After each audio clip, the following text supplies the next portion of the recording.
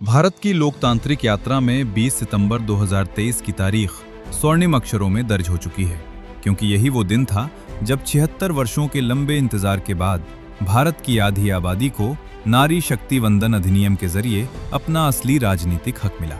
प्रधानमंत्री श्री नरेंद्र मोदी के नेतृत्व में पारित इस कानून ने लोकसभा और विधानसभाओं में महिलाओं के लिए 33% आरक्षण सुनिश्चित किया, जिसमें एससी और एसटी वर्ग की महिलाओं के लिए भी कोटा तय कर समावेशी राजनीति की नींव रखी गई। ये बदलाव कितना आवश्यक था, इसका अंदाजा इसी से लगाया जा सकता है कि 1952 के पहले चुनाव में महिला भागीदारी मात्र 4.4% थी, जो 2009 तक संघर्ष करते हुए महज 10.87% तक ही पहुंच सकी थी। राजनीतिक सशक्तिकरण की ये गाथा केवल सामाजिक और आर्थिक विकास तक सीमित नहीं है।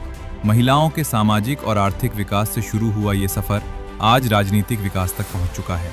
भारत की विकास यात्रा आज उस मोड़ पर खड़ी है जहां नारी अब केवल विकास की लाभार्थी नहीं, बल्कि राष्ट्र निर्माण की सारथी बन चुकी है। इस परिवर्तन की नींव सामाजिक स्तर पर तब रखी गई जब स्वच्छ भारत मिशन के तहत 12 करोड़ से ज्यादा इज्जत घरों का निर्माण कर महिलाओं को रोजमर्रा के अपमान से मुक्ति दिलाई गई और उज्ज्वला योजना के 10 करोड़ से अधिक मुफ्त एलपीजी कनेक्शनों ने उन्हें चूल्हे के जानलेवा धुएं से बाहर निकाला। सम्मान की इस धारा को संपत्ति के अधिकार से जोड़ते हुए पीएम आवास योजना के अंतर्गत ग्रामीण क्षेत्रों के 70% घरों और शहरी क्षेत्रों के 90 लाख घरों की मालकिन आज महिलाएं बनी हैं। सामाजिक सुरक्षा के इस सुदृढ़ आधार ने महिलाओं के लिए आर्थिक आजादी के नए द्वार खोले हैं। प्रधानमंत्री जन धन योजना के तहत खुले 57 करोड़ खातों में से 32.21 करोड़ खाते महिलाओं के होना इस वित्तीय क्रांति का सबसे बड़ा उदाहरण है। स्वयं सहायता समूहों की 10 करोड़ महिलाओं में से 3.07 करोड़ लखपति दीदी बन चुकी हैं।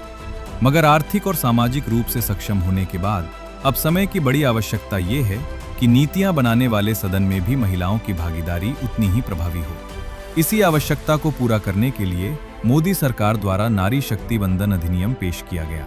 जब तक बेटियां राजनीतिक निर्णयों की सूत्रधार नहीं बनेंगी, तब तक विकास की ये गाथा अधूरी रहेगी। ये अधिनियम न केवल महिलाओं को राजनीतिक नेतृत्व का अधिकार देगा, बल्कि उनके शक्ति और संकल्प से नए भारत का भाग्य भी लिखेगा।